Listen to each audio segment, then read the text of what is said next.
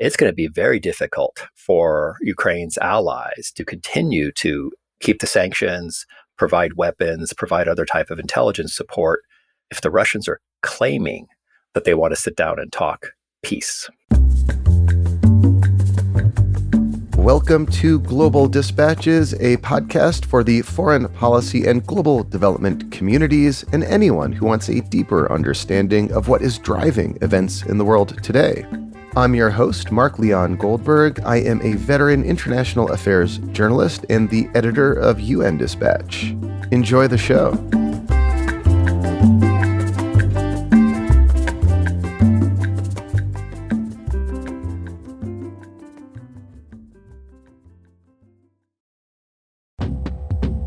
In the coming weeks or months, Ukraine is widely expected to launch a counteroffensive to reclaim territory captured by Russia. And if Ukraine is successful on the battlefield, Russia may float a ceasefire proposal that, more likely than not, would be disingenuous and merely an attempt to stall for time. These are some of the conclusions of a recent Red Team exercise conducted by the Public International Law and Policy Group, which gathered a number of experts to predict Russia's approach to a potential ceasefire negotiation.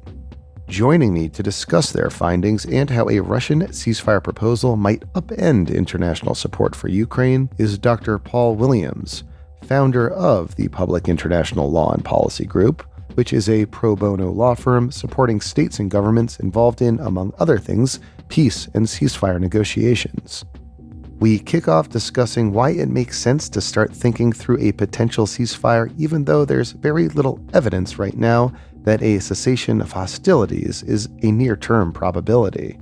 We then discuss what Russia might attempt to gain from a ceasefire agreement and how Ukraine and its allies in the West may respond.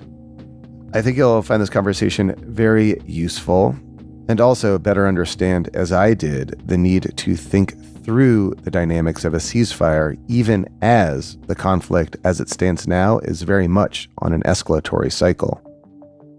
And just one note from me before we start. The podcast could use your financial support. If you are in a position to make a monthly recurring contribution to the podcast to help us keep the lights on, to help us create the kind of unique content that we put out 2 times a week, every week, for the last 10 years and for 10 years in the future, please consider supporting the show. When it comes to making your recurring monthly contribution, I'm platform neutral. Whatever is easiest for you, please do. And there are 3 options. If you're listening to me on Apple Podcasts right now, with a few taps of your finger, you can become a premium subscriber. If you are on my email list, you can make a contribution through Substack, or you can simply go to patreon.com/global dispatches. In each case, you will get some bonuses and special goodies for supporting the show, but I suspect the main motivation for you is that you like and appreciate and value the content that we produce so consistently for so many years and want to show your support. So thank you. Thank you in advance. Now, here is my conversation with Dr. Paul Williams of the Public International Law and Policy Group.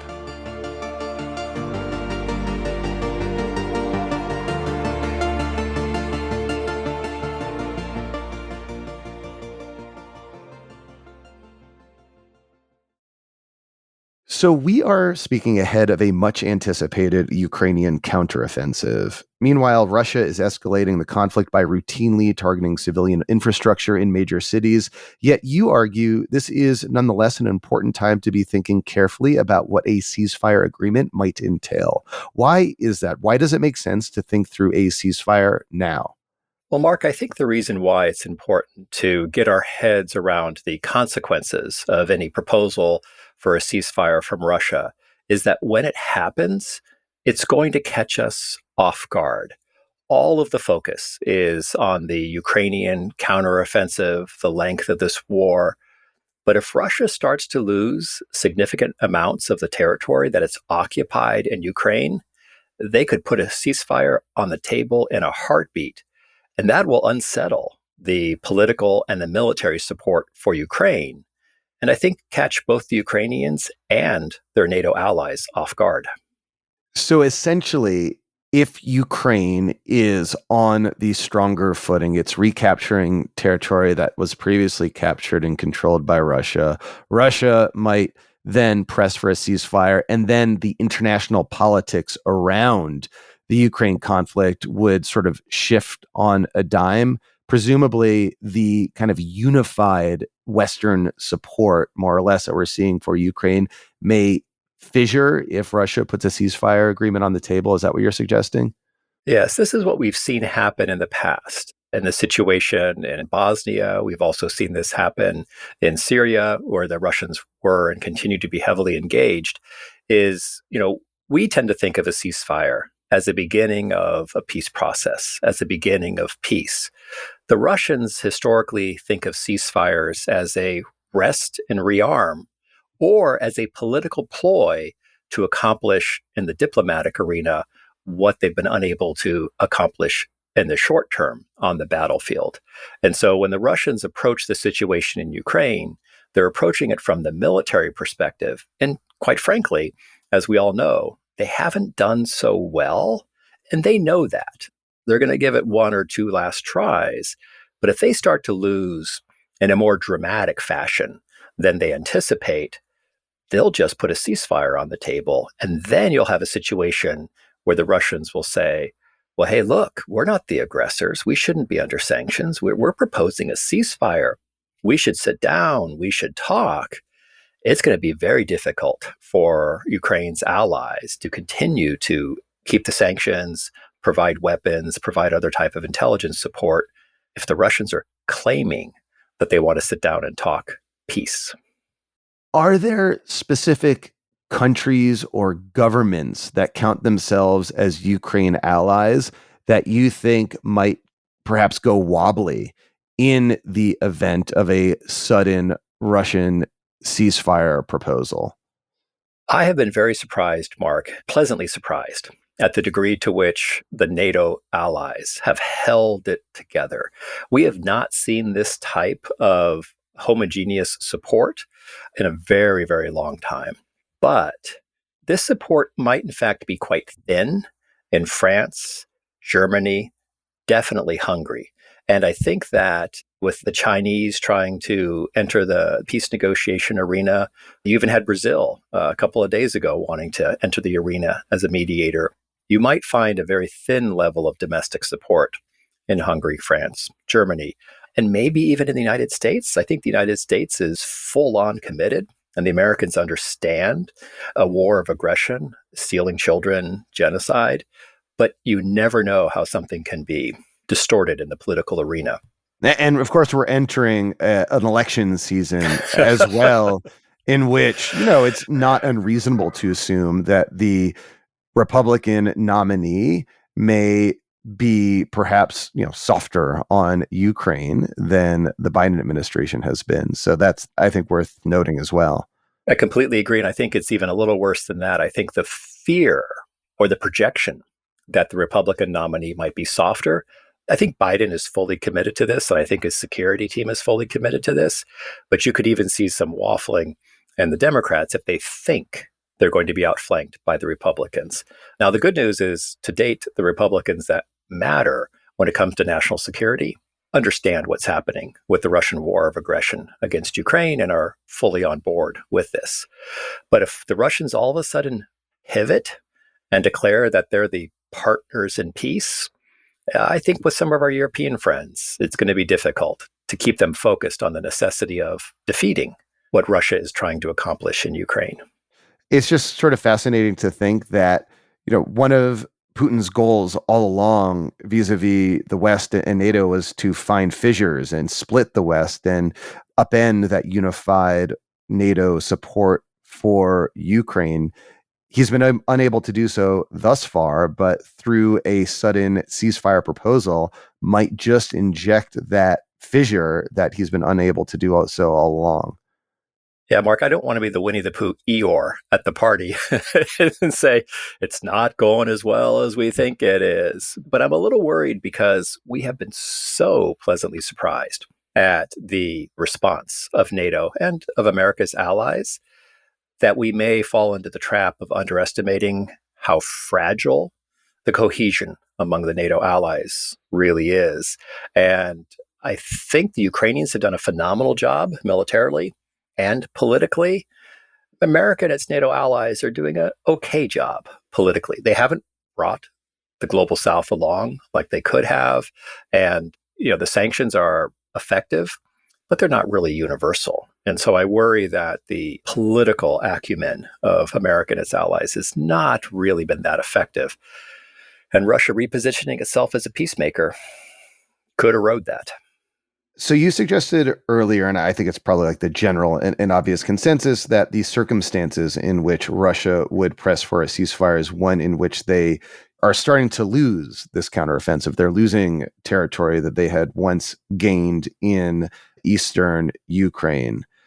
In terms of the contents or elements of that ceasefire, what did your red team exercise suggest about what Russia might want to include in a ceasefire agreement?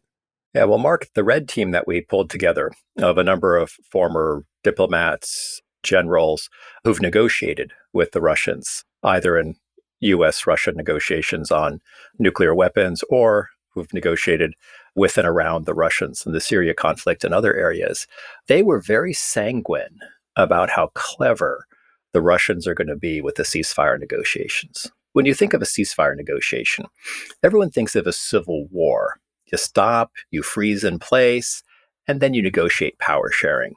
That is the model that the Russians are going to put on the table. They're going to skip over the fact that it's a territorial war where the Russians have occupied Crimea plus parts of 4 other provinces or oblasts in Ukraine. The Russians will roll in and say, let's freeze in place. They're not going to talk about pulling their forces back. They're simply going to say, let's do a traditional ceasefire, let's freeze in place, let's begin a process of discussing how we will sort this out. And then they'll use that to rest, rearm, refresh their troops, try to loosen themselves from the sanctions. So the first step would be freeze in place. The second step would be, okay, if we're going to negotiate in good faith, you have to take us out from under your thumb, NATO. You have to relieve the economic sanctions. And then they would try to establish parity. The Ukrainians can have this many in their armed forces, and then our troops in Ukraine can have an equal number of personnel and equipment. Because, it's a ceasefire, it's both sides. Everything should be equal. Equity is an important principle in ceasefires. And they'll sound very reasonable for the moment. Yet it seems that all of the elements you just described, claiming Ukrainian territory as their own, by framing this as a more of a civil conflict, by making demands on NATO and Ukrainian security, are likely to be non-starters for Ukraine. Is that like the point? I think that is the point. And I think this is where the Ukrainians have been very clear. This is not a civil war. This is an occupation. For instance, at the moment, they're requiring the upwards of 8 million Ukrainians in the occupied territories to take on Russian citizenship or be treated as foreigners and deported. They're basically committing genocide by transitioning away the Ukrainian identity. And the Ukrainians see this in a very clear-eyed fashion and would realize that any cessation of hostilities, any ceasefire, would just allow the Russians more time and space to lock in that transformation of the culture and the population in those territories. And so the Ukrainians very clearly and very appropriately would say, well, let's do a ceasefire after the summer offensive, after we've reclaimed the 4 provinces, and then even Crimea. We have to realize Crimea is still on the table. And that puts them in the unfortunate position of appearing to be an aggressor. Because, Mark, you've got your head into the Ukrainian conflict. Most of the listeners to this podcast will have their head around the complexities of the Ukrainian conflict. But if you're the leader of one of the countries in the global south, or and one of the countries that likes to perceive itself as neutral, you're all of a sudden you're going to see, well, wait a second, the Ukrainians want to continue the war and the Russians want to stop it. Are we supporting the wrong side here? And that's why it'll be very important, I think, for the United States and its allies to continue to be clear that this is Ukrainian territory and the Ukrainians have a right to recapture that territory and to rescue their 8 million citizens that are under occupation. In your red team exercise, did you find there to be any elements of a ceasefire that Ukraine might want to pursue that would be acceptable to Russia? If push comes to shove, if the Ukrainians are forced into a situation where they have to negotiate a ceasefire before they've reclaimed all of their territory, well, in particular Crimea, if they're unable to militarily take back Crimea, the Ukrainians have indicated a willingness to enter into a long-term process for the return of Crimea, essentially hope for and wait for some type of, dare I say, democratic transition in Russia, or simply a transition in Russia that would allow for a return of Crimea to Ukraine. So I want to be very careful and not say, oh, the Ukrainians should make these compromises. But they themselves have signaled that they see the two newly occupied territories, part of these two territories, as definite return to Ukraine. They've seen the two Donbas territories as definite return to Ukraine, but some type of devolution of power to the two Donbas territories, which they agreed to in the Minsk I and the Minsk II agreements, which were after 2014. Crimea is more difficult to crack, both militarily and politically. So something which puts Crimea on a separate path to a restoration of Ukrainian sovereignty is something that, the Russians would agree to because they're simply going to wait it out as well. And the Ukrainians, I think, might put on the table. The idea is that Crimea is something that Ukraine is willing, at least, to kick down the road if it means a more immediate cessation of hostilities on terms that are more favorable to Ukraine in the near future. I think you're right, Mark. Crimea is a difficult subject to talk about because it is Ukrainian territory, but it has been Russified or Russified to a certain extent. And the Ukrainians are quite keen on returning it territorially and politically to Ukraine, but it's not essential in the short term for their economic and political survival. Ukraine since 2014 has been quite keen for the return of Crimea, but it was still able to politically and economically progress.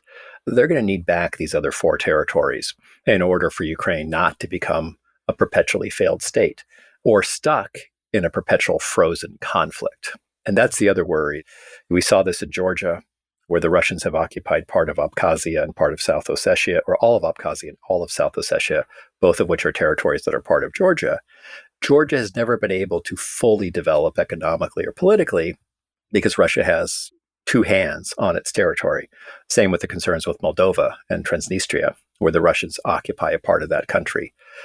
You could see this having devastating consequences for Ukraine's future economic and political development unless you can sort of pry those Russian hands from the four occupied territories. So earlier you noted, and you have a couple of times, that Russia's key objective with a ceasefire agreement would be to kind of lock in place whatever battlefield gains they have, but more importantly, use the ceasefire negotiations to rearm and rest. And presumably they would then resume some sort of like nefarious activities, potentially even like a reconquest of parts of Ukraine. Is there anything that Ukraine and its allies can do in those negotiations, if they happen, to prevent that outcome, to prevent or stop Russia from using ceasefire negotiations just to regroup so they can fight again? Yeah, I think it'll be very important for the Ukrainians. The words matter. I teach law school and I always like to tell my students, actually words matter, and especially in peace agreements and ceasefire agreements. Being very clear of the need for the Russians to remove their troops and their personnel from the Ukrainian territory, and then obviously have them replaced by monitors, be they United Nations monitors or OSCE, the Organization for Security and Cooperation in Europe, some type of monitors, so that they're moved out of Ukraine. You could say even further back, but I don't think you could dictate to the Russians where they can put their troops inside of Russia, but at least moving their troops further out, so that it would require a substantial effort to return to the battlefield. So most successful ceasefires have a DDR, a demilitarization, demobilization, and then the R for reintegration of troops from the paramilitary or the rebel forces. You're not going to get the Russians to reintegrate anywhere, but to get them to move out of the territories that they're currently occupying. And then coupling that with express acknowledgement that Ukraine, as a sovereign state, has a right to seek security guarantees with other countries. Now, I don't want to go down the path of sort of, NATO membership, because that's going to be a tricky conversation along with EU membership. But you can still do certain security guarantees with the Ukrainians outside of NATO membership, which I believe should happen. But in a ceasefire, you want to make it clear that the ceasefire doesn't limit Ukraine's ability to pursue its self-defense by, in fact, resting and rearming, because Ukraine as a sovereign country has that right. Russia as an aggressor would need to pull its troops back. Again, it depends how effective the summer offensive is in terms of how much the Ukrainians can pressure the Russians into accepting. And I guess that kind of also comes down to that central question that you keep mentioning, which is Russia's credibility. Are they just suing for a ceasefire? Are they pressing for a ceasefire just as like a diplomatic stalling tactic? Or are they actually seriously interested in negotiating a ceasefire? And it sounds like more the former than the latter is more likely to be true. So it's definitely more likely to be the former, that they'll use it for rest and rearm. I think the Ukrainians get this. It's imperative that America and its allies think of it that way and start having that conversation. I can anticipate within days of the Ukrainian counteroffensive, there will be calls from China, from Brazil, from other countries, political parties in Europe and the United States for a ceasefire. We should also, though, be prepared for a stroke of luck that the Wagner Group decides this is actually a bad idea to be in this war in Ukraine. There are more profitable places we can be engaged as a mercenary group. The Wagner Group is, to a large degree, propping up what Russia's been able to accomplish in Ukraine. Maybe the population of Russia finally comes around and says, this is a actually bad idea. Or the oligarchs decide, they've started repurposing the frozen assets of the oligarchs to provide for reconstruction for Ukraine. They can't do it yet with the Russian central assets, although the United States and others are trying to figure out how to do that. But the oligarchs continue to lose their money. So you may find a surprise change. Think back a year ago when the Russians were marching on Kyiv. We all thought they were going to take Kyiv. The Ukrainians put up an effective defense. We've all been surprised that the international community has called out Putin as a war criminal, that the International Criminal Court has indicted him as a war criminal. So I don't want to be rainbows and unicorns, but sometimes good things happen. And there may be that if Russia gets pushed back on its back foot, it actually stumbles. And then you would have a serious ceasefire. Prepare for them to be nefarious, but also prepare a plan B in case Russia does stumble and needs to get out of this conflict. So I know you've studied the legal aspects of, a potential ceasefire, but I want to ask you maybe a question about like the moral implications of a potentially disingenuous Russian ceasefire proposal. I mean, on the one hand, it's disingenuous and Russia will use the time to rest and rearm, as you say. But on the other hand, potentially they are offering a cessation of hostilities, the stopping of these missiles raining down on civilian infrastructure in Ukraine, killing civilians, and also the ending of killing of Russian soldiers who are conscripts and sent to the front line, or in the case of Wagner Group, recruited from prisons as basic cannon fodder. Like there is almost like a lot of good that could come from a sudden halt in the killing. And how do you weigh that against the potential negative outcomes that might come if Russia just uses the time to rest and rearm. No, you're right, Mark. This is the moral conundrum that the Ukrainians, their allies, are going to be facing because the narrative will be, well, wait a second, a ceasefire saves lives. What you're proposing is to continue the conflict. People will die. And we see this moral conundrum quite frequently with the question of international accountability, which I know you've addressed on a number of your podcasts already, in particular with respect to Ukraine. And the issue there is, well, you've indicted so and so, and so it makes it more difficult to negotiate. You know, Bashir in Sudan, Milosevic in Yugoslavia, the resistance forces in Sierra Leone, and now Putin's indicted. But the reality is, when you look back at cases such as Yemen, where there was an amnesty, you had a second war. The war in Yemen at the moment is in large part because President Saleh was granted amnesty. You had a second war in Sierra Leone because the head of the revolutionary forces was granted amnesty. I think there's parallels here. You can definitely make the moral argument that if you have a ceasefire, you save lives, but today, and it will probably cost you more lives tomorrow. You know, the 8 million Ukrainians under Russian occupation are likely to be, again, deported from their homes or transitioned, quote unquote, into Russians through the Citizenship Act. And so it's a short term gain for probably a more violent, more destructive long term outcome. So I'm glad you referenced past conflicts and past ceasefire opportunities, because I did want to ask you if there are other recent historic examples of ceasefire agreements or elements of ceasefire agreements that might be useful for negotiators in the context of Russia and Ukraine. What have we learned from past ceasefire agreements that might be applied to a potential agreement between Russia and Ukraine?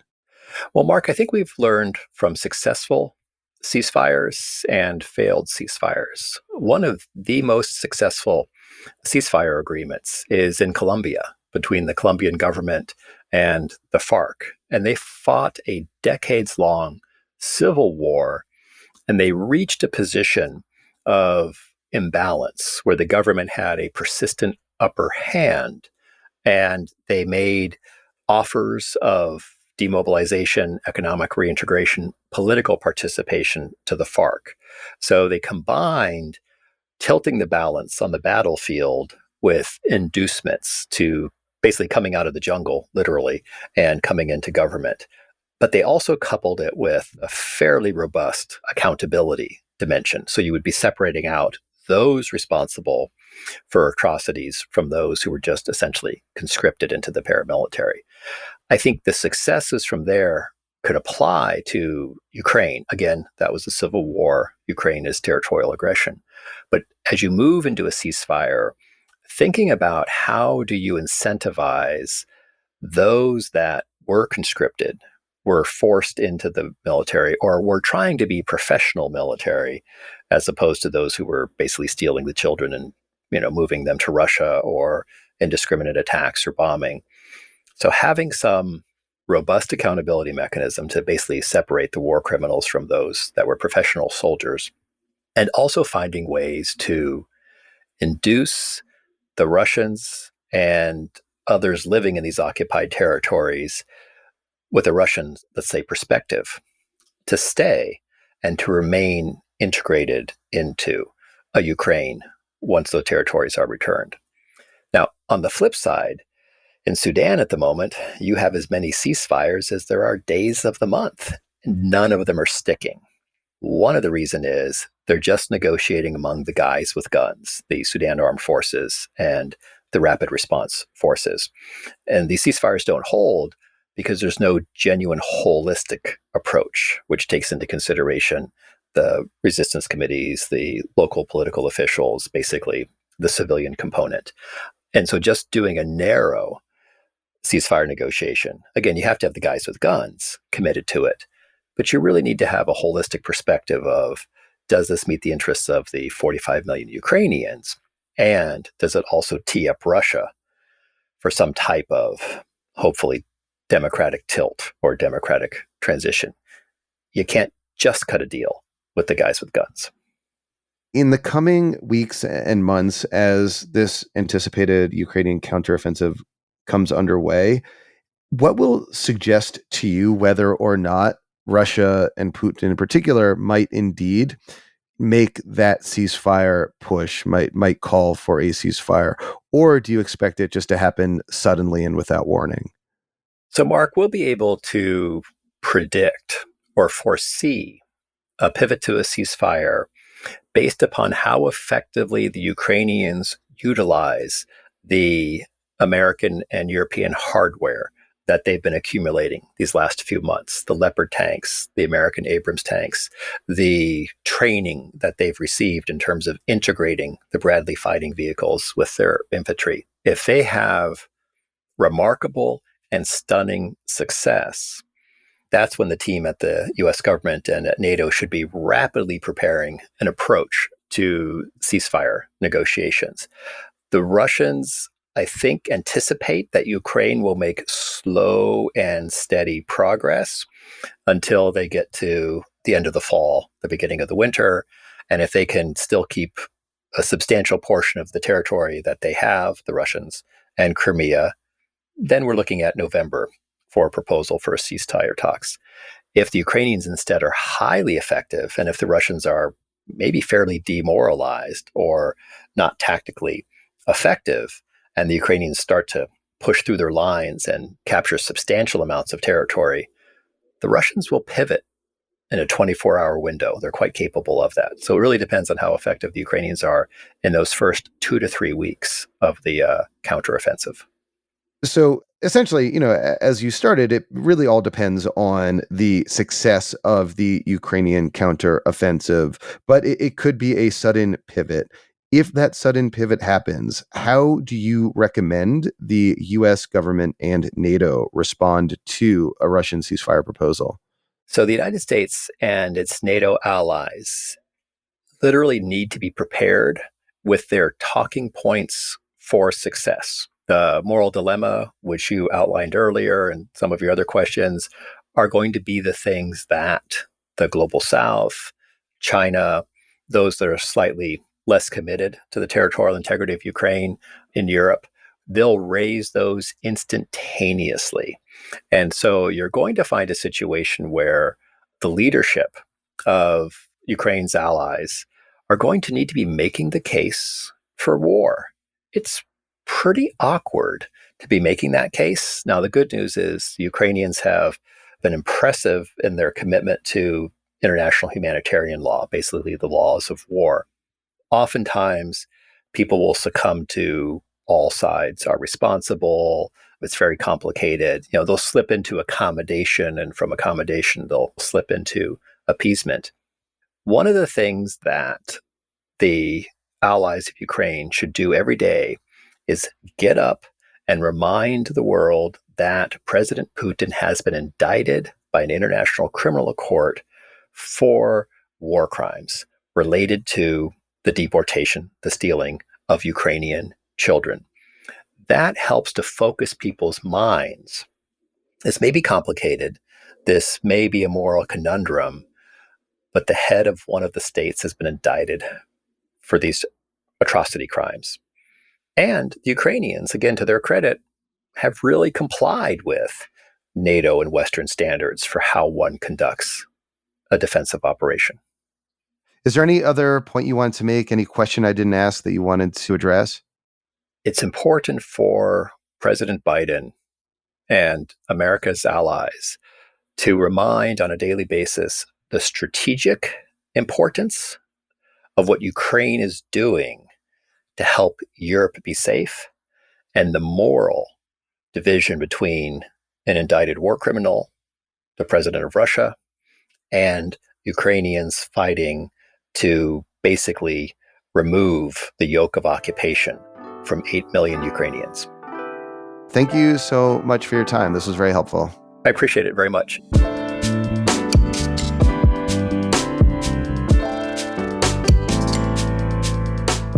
Thank you for listening to Global Dispatches. Our show is produced by me, Mark Leon Goldberg, and edited and mixed by Levi Sharp.